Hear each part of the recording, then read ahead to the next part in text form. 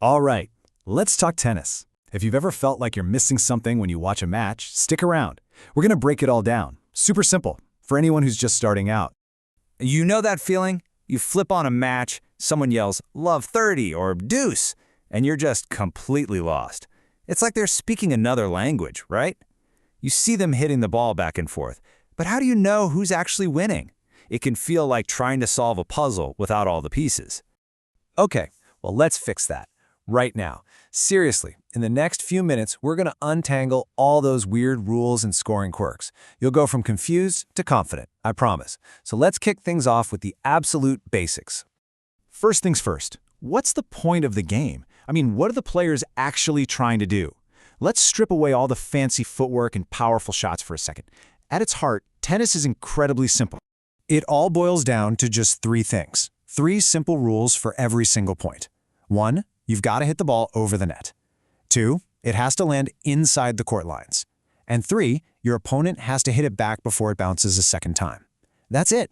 If they mess up any one of those things, hit the net, hit it out, let it bounce twice, you win the point.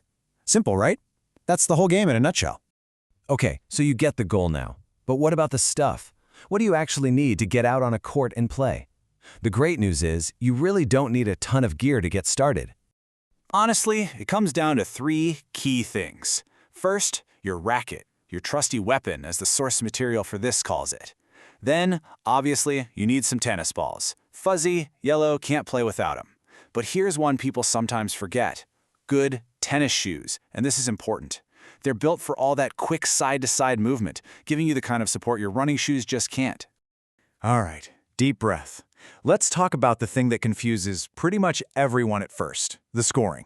And yeah, it's a little weird, I'm not gonna lie, but trust me, it's not as scary as it looks. There's a great quote from our source that sums it up perfectly. In tennis, love means nothing. So when you hear the umpire say love, what does that even mean? Well, it has absolutely nothing to do with romance. In tennis, love is just a fancy word for 0. Yep, that's it. If the score is 15-love, it just means one player has 1 point and the other has, well, 0 points. Nothing. Nada. Okay, now here's the part you just have to remember. Instead of counting points like 1, 2, 3, tennis does its own thing. After you get past 0, or love, your first point is called 15, your second point is 30, and your third point is 40. Why? Well, it's a long story, something about old French clocks. But honestly, you don't need to know the why. Just remember the sequence. Love, 15, 30, 40. That's all you need. So what happens if things get tight and both players get to 40? This is where the real drama starts. It's called deuce. Think of it like a tie. The game is totally balanced. And to win from deuce, you can't just win one more point. Nope. You have to win 2 points in a row. That's what makes for those incredible, long rallies you see where the score goes back and forth. It's super exciting. Okay, so let's zoom out and see how this all fits together. You win individual points to win a game, right? Love, 15, 30, 40, game. Then you keep winning games until you win a set. To win a set, you usually need to win 6 games. And just like with deuce, you have to win by at least 2 games. And whoever wins the most sets, usually the best of 3 or 5, wins the whole match. See? Points become games, games become sets, and sets win the match.